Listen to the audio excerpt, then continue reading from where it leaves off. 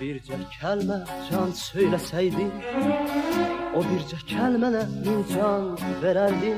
Ömrümü, günümü dərd eyləsəydin, ömrümü, günümü dərman verərdin. Ömrümü, günümü dərd eyləsəydin, ömrümü, günümü dərman verərdin.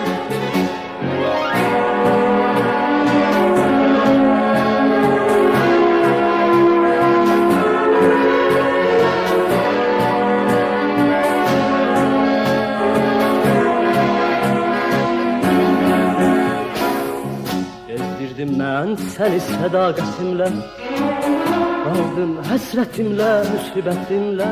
Könlümü alsaydın bu zülmətinlə, sənə bir günəşlik cahan verərdim.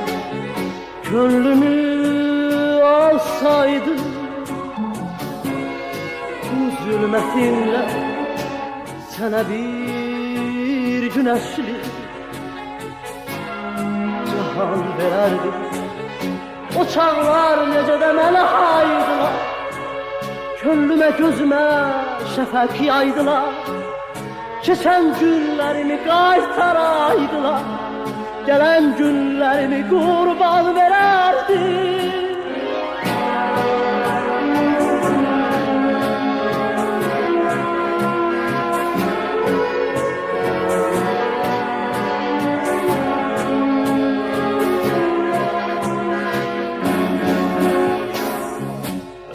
Ayrıldık ki seninle gül, bir de ayrılıktan ayrı düşmelik.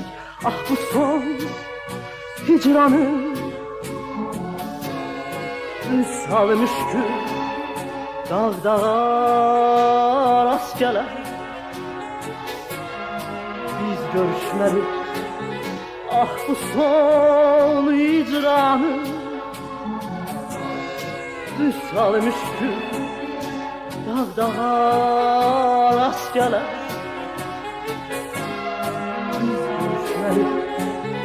O çağlar necə də mənə